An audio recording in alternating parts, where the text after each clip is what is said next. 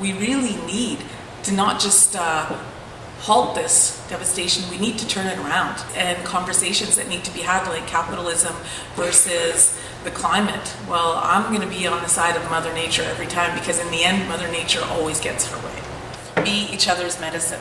Whatever healing you can provide for yourself, for someone else, do that. And the way forward is together, united, whatever title people fall under. But when those lines become invisible to each other, that's when we actually become one. My name's Bill Hopwood. I work for Raise the Rates, as well as doing lots of other things. I have read the book. I think she should have titled it not Climate versus Capitalism, but the planet and the 99% versus capitalism. And because capitalism is attacking 99% of us, and not just the climate, the oceans, the soil, and everything. Somebody once said that if, sustainability, environment, whatever it is, we should live on this planet like we meant to stay here. And our ruling class lives on this planet like there's an escape route, but there isn't. Two things that I didn't think were talked about, which I just want to plug, that I liked. One, because I'm a labor activist as well as environmental, is she makes the point that the jobs versus the environment argument of the employers is bullshit. They give us neither.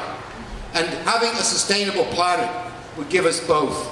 And the final point, because of time, because Brad's, is you can't have a sustainable environmental planet because of capitalism, whether it's neoliberal or old school. Because capitalism turns all that is into private property, uses all that is to make profits, and reduces all that is to its monetary value. Those are all opposed to a healthy environment and a healthy human life. Engels, 170 years ago, wrote about selling and the private ownership of land. To make the earth an object of huckstering, what a great word. To make the earth an object of huckstering, the earth, which is our one and all, the first condition of our existence, was and is to this day an immorality. Thank you. Thanks a lot, Bill. Was there one question in there? And I would ask everybody again to please keep your comments and questions as short as you can. Was there a question there, Bill, directed to any of them? Okay, great. Thanks. Thanks. Hi there. My name is Suresh. First, I want to thank the panel for providing a great deal of insight and into the complexity of the struggle that we face. And really, let me just begin by saying it's hard not to feel overwhelmed and to feel a sense of hopelessness, but hopefully that's not the tone that's been set. I want to just kind of want to talk about one thing that's specific to our particular historical context, and I'm going to close with a question for you guys. And it's really important that we understand, as movement organizers at this particular historical juncture, the role of technology, the role of narrative, the role of that contextualizes a local story in a way that can have global consequence, right? We see all the Facebook, all the Twitter, that might sound trivial, but a lot of these movements are driven, solidarity driven, etc. You've got guys like Zach that are, over here, who's a directly affected movie and people filming. We're building a narrative that can have its place in history, that gives everybody in here their role in the story. In the context of the discussion around unity, even in Burnaby Mountain, what's arising now is a conflict between Indigenous-led, grassroots, movement-driven groups and the ENGO culture that's present, right? And there's a lot of complexity around that. What I'm asking you folks is for a particular answer, a particular strategy around how to contend with that, what the conversation spaces are, how we take the movement to the next level by dealing with this particular problem. So, yeah, anything with respect to that would be Thank you. I think that was Suresh, is that right? Yeah. Yeah, thank you. Anybody want to speak to that? Thanks, Suresh. I'll be quick on this. I won't comment specifically on Burnaby Mountain and the dynamics playing out, only because there's a debrief pending to hash out some of those specific dynamics. But I will say, the larger question of grassroots movements and larger structures, be it NGOs or other more institutionalized organizations, which applies in many contexts, right? Rank and file labor with respect to union leadership, we can extend that analogy. I think from a grassroots perspective, I think the key is how to build our own collective base of power. Right, so that when we have our own collective base of power, when we have our own collective strength and our collective strategies, that we know how we want to organize, and all of the other movement organizations or movement bureaucracies are forced to contend with us, right? So that we call on them for solidarity, we call on them for resources, we call on them for their email lists, if you will. But largely, I think this, so for me, it's not a cut and dry tactic. It's not about whether it's grassroots movements or groups shunning ENGOs, but I think the foundational question is, how do we as grassroots movement build enough of our power? How do we build enough of our base? How do we build enough of our collective strategy so that we are the ones who are in leadership? And by we, I mean particularly frontline communities and those who understand ourselves to be in solidarity with frontline communities.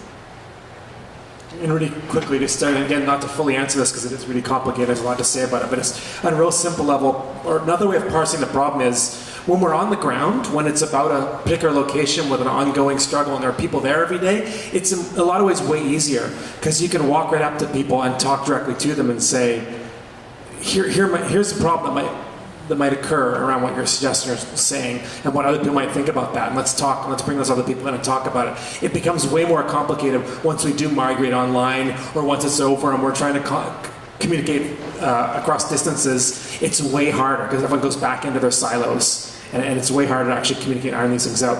When I can see someone doing something and I can go up to them and go, why are you doing that? What does that actually mean? And let's talk about what's going on there. It's way easier to deal with some of those differences. So that's just identify part of the problem and clarify part of the problem. But to get to a solution is a real long conversation. Okay, is there a question in the center? Okay. First of all, thank you to the panel for the work that you do and the insights that you've given us this evening.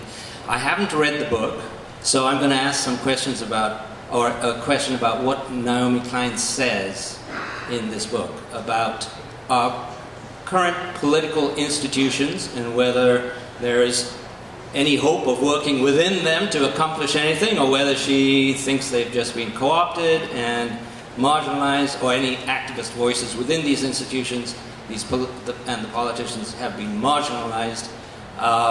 Whether there's anything to be gained from that aspect. And secondly, what is our own personal responsibility, other than putting our bodies on the line in Blockadia, in terms of this corporate consumer-driven society that we live in? What is our personal responsibility in that context? And what does she say about that, really? Thanks for that.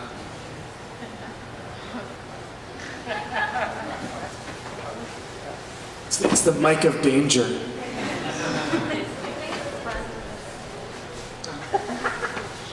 Okay. Do I have to push a button, or can you hear that? You can hear that? Oh, it's a shame you can hear that, because I'm going to have to confess that I can't answer the part about what does Naomi say, because this month, well, I could have answered it if I hadn't had this month. But what I will say is, in terms of oh, I'm so tired, I should. Yeah, so the idea of our political institutions and what is our role as citizens, I think I want to say a couple of things about that. I think one of them is that we have been asleep at the wheel for a while, and I think that has been part of the problem, that companies like Kinder Morgan, and more to the point, I think, institutions like the Vancouver Port Authority, have been used to just doing whatever they want, and people haven't paid attention. And when we started paying attention about proposals for coal ports and started objecting to those, they didn't really know how to handle those objections. And when we started to reveal that there was a lot of what's the word, went capture, that these agencies that are supposed to be regulating have actually been captured by the industries that they're supposed to be regulating, and that those regulations are not really happening. They didn't know how to handle it when people started noticing that. And I think that they weren't even aware that it was a problem, because that's just how we do business. And so I think a big part of what we have to do is make a lot of noise and let them know we're awake and we have noticed and this is not acceptable.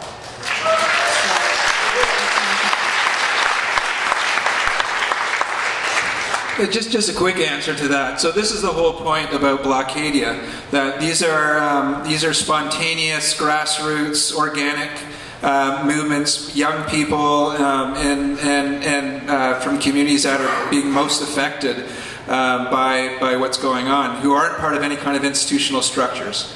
And this is a key point, and she really gives it to the non-governmental organizations.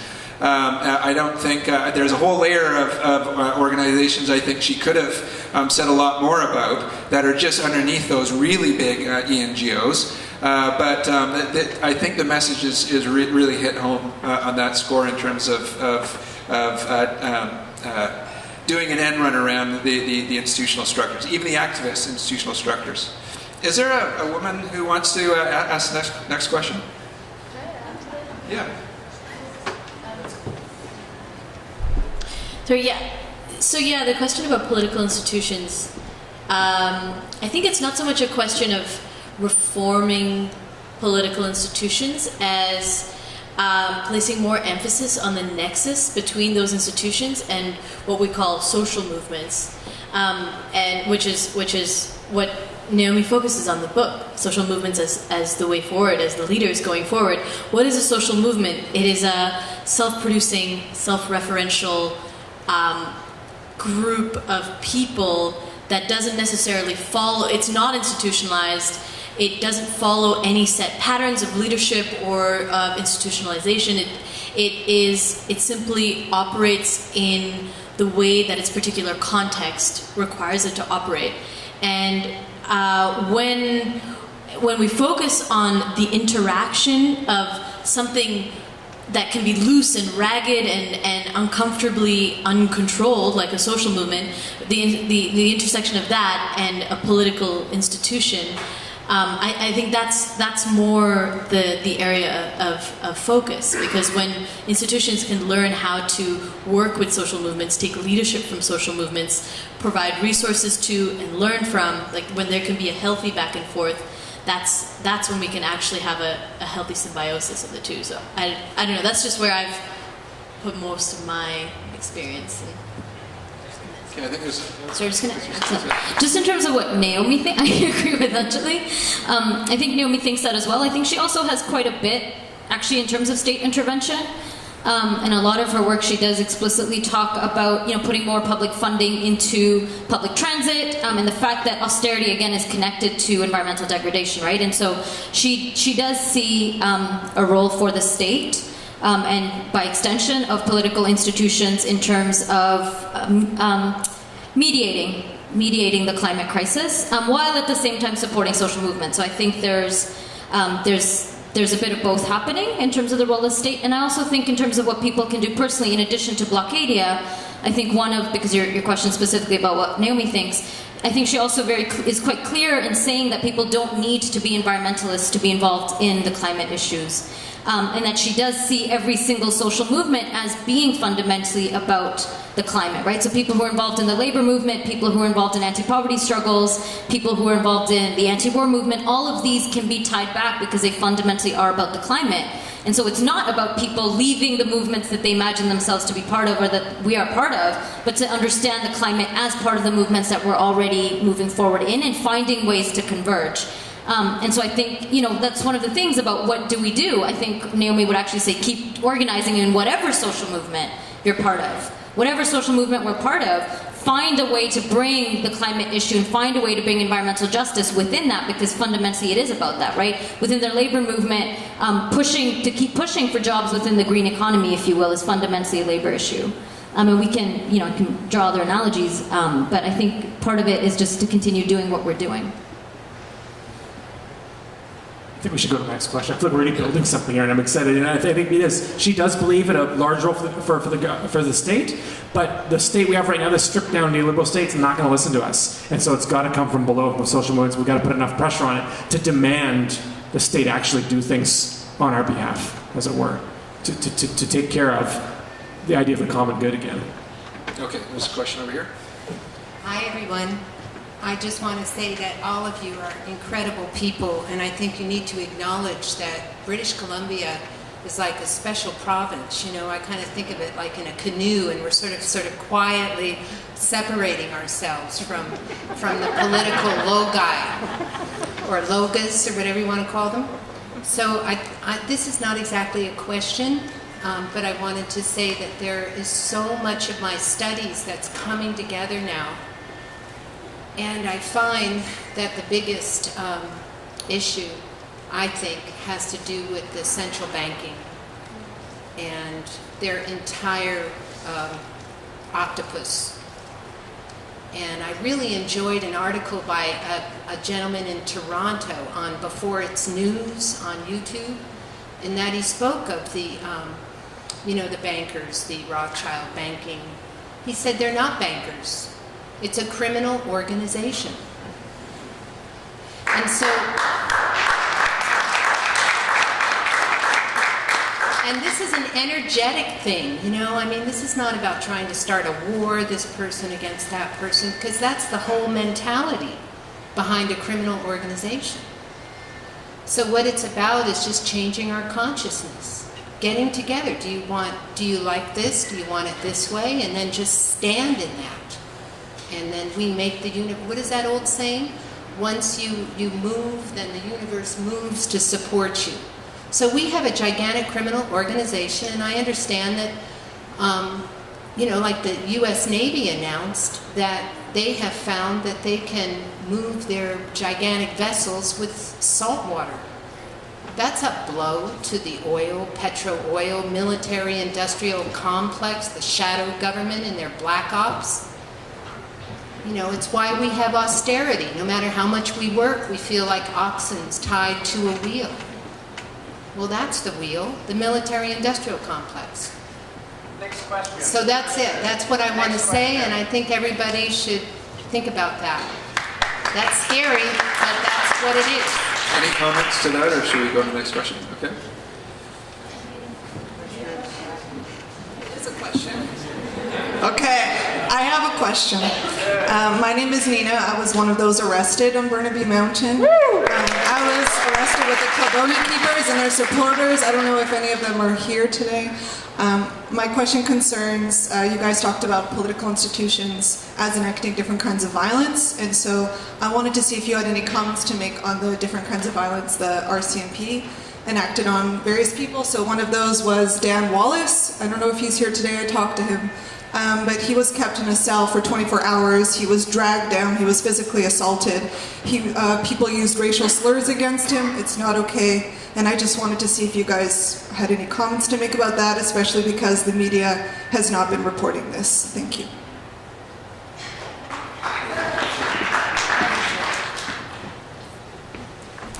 Yes, I will make a comment about that.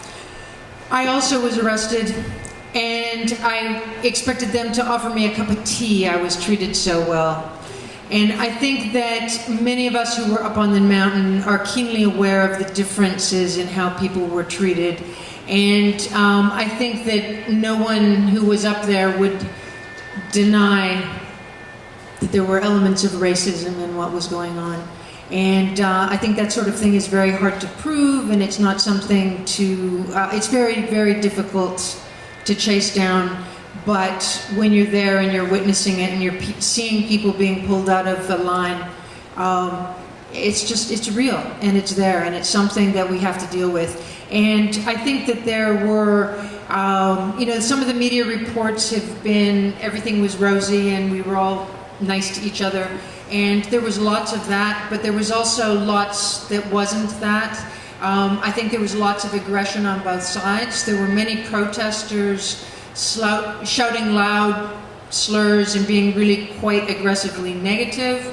And my instinct is to react against that. But the more I talk to these people and the more I understand their histories and what they've experienced, I still disagree with it as a way of getting from where we are to where we might want to be. But at the same time, I'm not going to sit in judgment of anyone who does that because I understand where it's coming from. And I would say that at the same time, I witnessed most of the police that I dealt with, we would talk and laugh together, and I felt like they wished they could be on our side. They understood what we were doing and why. But there were a few who were not thinking that way, and there were a few who were clearly looking for opportunities to act out. Well, I'd like to say something.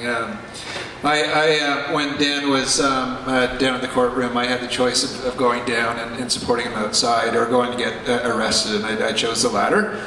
And I thought that would be a better act of solidarity. I got the same treatment as Lynn. We were together, yeah.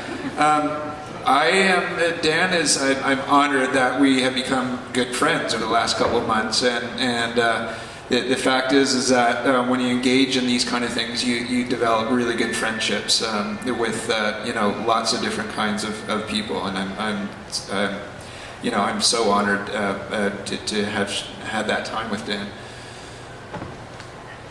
Next question.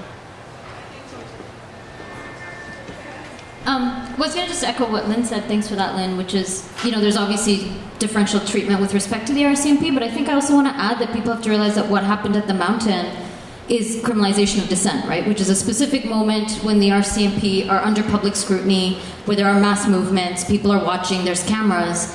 And even within that, the differential treatment is still mediated somewhat by this moment. Which is not the case if you're in neighborhoods like the downtown east side, where there's the Vancouver Police Department's only beat enforcement team operates in the downtown east side. Where that's not the case if you're, being hunted down by Canadian Border Services Agency, which is also an extension of law enforcement. Which is not the same if you're dealing with RCMP in a community on a reserve and you're being beaten, right? And so, in addition to differential treatment within a context of criminalization of dissent moments, there's the added reality of which communities are being policed on a daily basis, and they don't have the option of entering into those moments or not. Right? When people are having somewhat of an option to enter into police line, that's a choice by some measures. That's not the same as when you're getting grabbed out of your own neighborhood and the cops are stopping you and frisking you. And so I think that's really important to realize, because a lot of this conversation about the RCMP has still been mediated about what they were doing on the Mountain, which isn't most people's reality with the RCMP, right? Like, I've been arrested 8 times in my life. Each time when I've been arrested in the context of a protest, despite being a woman of color, is completely different than when I'm grabbed by the cops when it has nothing to do with a protest. And I think that's true for most people of color. That's true for most people who are incarcerated for whatever reason that they are. And I do think that there is actually, a lot of it, I think we can point to. We can point to the fact that there's a report that just came out today that the number of Indigenous women who have been incarcerated in the past 10 years has gone up by 90%. There are statistics that point to this. There are statistics that point to the fact that one of the largest growing prison populations are migrant communities, right? So these are things that we observe, as Lynn mentioned, and these are things that are also statistically true, that these are communities that are highly criminalized. We've got time for just a couple more questions. We have to be out of here at 15:15, or we have to pay more. And speaking of that, if you haven't donated yet, please find the person to put some money into this. A bunch of people have been working, investing their time into this. And if you could help us just by covering the cost of this place, anything extra will go to some of the legal costs that a lot of people have incurred up on the mountain. So we've got 10 minutes, maybe 5 minutes per question, if there's 2 other people who would like to ask. I'll be quick. Okay. Just about connecting international struggles and local struggles. Naomi Klein mentioned that her idea for getting this book going was meeting the Bolivia's ambassador to the United Nations and her perspective on the environment. And I think a lot of the changes that are being made and the positive examples we have are found in Latin America. And we have those concrete examples that I think are really inspiring. But it's hard sometimes to be able to connect those and make those real to people in Canada. So just if you guys could talk about your perspectives on how to do that, how to link those movements, and how to make them real, because they are real, and I think there's a lot we can learn. I have a lot to say about it, but I know we're limited time, so I'll just do a shameless plug. We're also organizing a forum this Friday called Capitalism and Climate Change, What's at Stake? It's at Joe's Cafe at 7 p.m. on Friday. Brad will be speaking as well. So thank you very much for that, and I'm interested in your perspectives on my question. I don't know, probably this is your question, isn't it? But I was going to say, it's amazing that, for instance, in Bolivia, they passed the rights of Mother Earth. And a lot of people don't know about that, and we should have that everywhere. But I'll let you answer. I mean, core to my analysis of this issue is the fact that we need to be linking our struggles and making this a trans-border struggle at some level, while staying rooted in our community struggles. And so I think it's really important to understand what's happening in other parts of the world. Latin America is a huge example, and just in terms of their history of resistance and how that's ongoing, even in their organizing model. Their organizing models are largely social movement based and very radical, and the relationship between social movements and state and other public institutions is very different.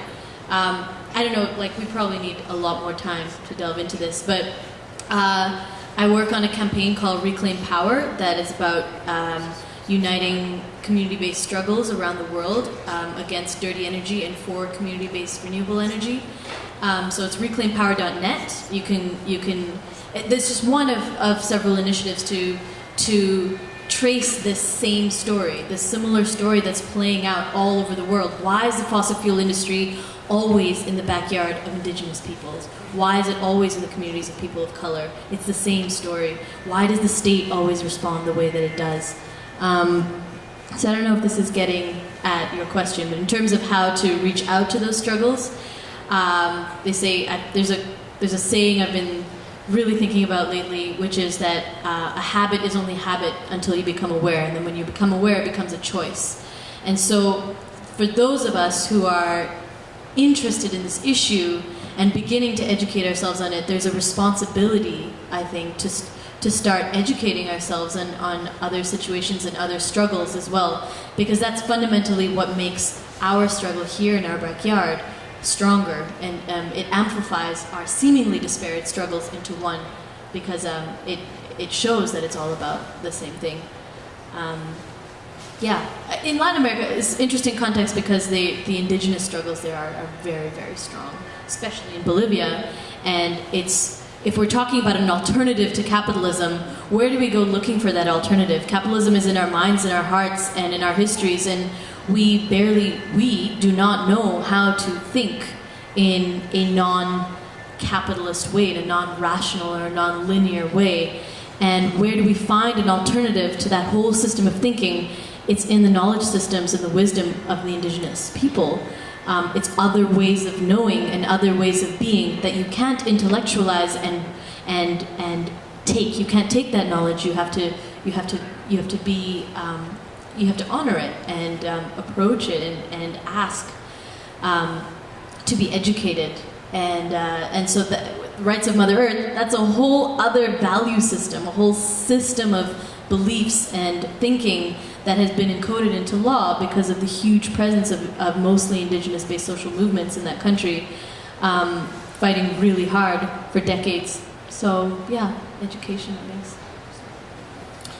Just a quick answer to that question. So in Canada here, relatively, we are much more protected than in most parts of the global south. My partner is a lawyer. She just went on a delegation to Colombia with Lawyers' Rights Watch. And they went to protect, to be a presence to other lawyers who are supporting activists who are working largely on extractive issues, problems.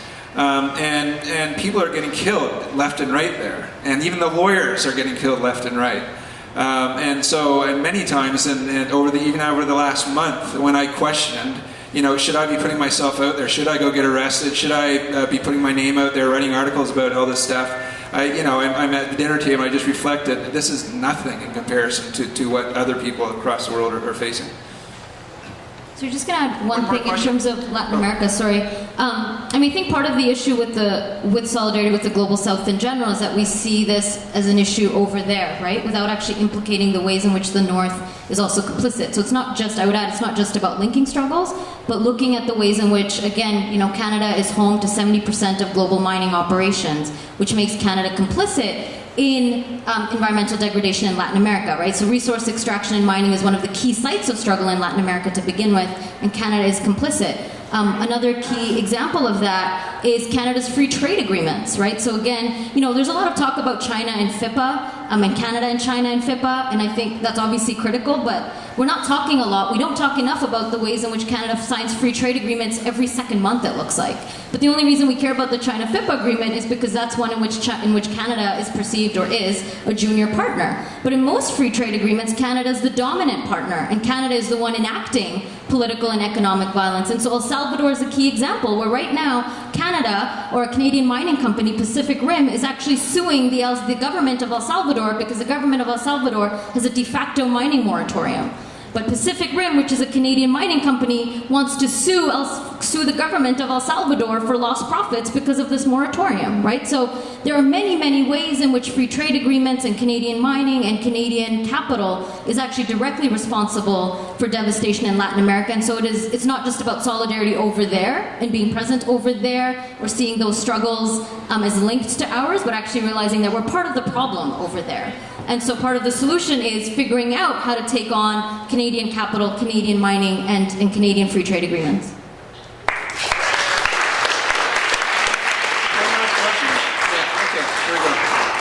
Hello, my name is Patrick, and I'm very fascinated in this idea of Blockadia, the geopolitical entity of Blockadia. Having spent a lot of time there in the last week, I've become just constantly thinking about it. So my question to leave with the panel is to, what fuel would you give academics in the room to walk away from this situation? What do you suggest we look into in the idea of Blockadia? And if I may prompt that kind of path, one is what determines citizenship or access to this kind of free-flowing international roaming state of resistance. The second is that it's interesting that these sorts of Blockadia movements form around the capitalist crises of reproduction, which is getting directly in the way of the reproductive capacity for extracting the resources for which those routes that you blockade are on. And thirdly, this is just another thing that I had, is that the organization of information that comes across the networks. In the Blockadia movement, it's very organic, like you guys have both all mentioned. The information flows as a form of trust. How much trust do you have within these organizations within it? What's interesting about the state side of things is the information flows hierarchically, meaning that even though we were locally on the ground telling these police officers that this line was illegal and it wasn't according to the law, there was a distinct compartmentalization of information such that the people could not act on that request immediately. Even going to the people that were organizing the RCMP contingents there, no one knew the answer to that question. And the citizens knew, but the people on the ground did not. So that's my question, is what fuel would you have for academics in the room to work on this sort of issue? I don't know if this is the fuel or how, exactly how to interpret that metaphor. But I kind of want to write a play called Blockadia. We're going to have to do that. But I wouldn't say a citizen might not be the word I would use. And I might come back to questions earlier about responsibility, about individual responsibility, about how as individuals we come together and say, oh, we're not individuals. We're a community who do find ourselves directly affected and implicated by something going on. I was going to go somewhere else with that. Where was it going to go? Fuel. We need fuel in academia. I've used up all my academic fuel, I think, for a lifetime, and I just want to do this now. Let me pass the mic and think about what I was actually going to say. Oh, I know what I was going to say. So, and part of what we're talking about here is thinking about what Klein's saying is, government's not listening to us at all. But they've stripped it down. It's not really any government left. It's just, a rubber stamp for corporations. And she does envision a government that actually is proactive and does stuff for the common good. Now, how do we? So we push up at the government and the corporations who are exerting this power over us, and we try and push back, and we try and do all these activist things, and we build Blockadia. We become part of Blockadia to resist those higher levels. But the interesting thing that's going on is it's not just going up like that. It's actually going horizontally. And in building Blockadia, we're actually building models of ways of creating solidarity and community and actually a more democratic world on the ground that in some ways takes the role of government away in some senses. We find ways to actually enact mutual aid amongst each other, and we build versions of the actual alternatives that maybe we really do desire and need. That happens so often when a movement is based around a blockade, a camp, where people are spending time together and organizing themselves at the grassroots level and discovering all sorts of things about how you actually do that and respect each other and actually enact equality and mutual aid. I'll let other people add stuff, but I think that's an important part of it. That Blockadia is sort of, it's there for its own ends. It's not just an end for higher up the line. Academic anarchist. You can't get a better answer than that. Okay, Lynn, Anjali, Harsha, Stephen, thank you so much.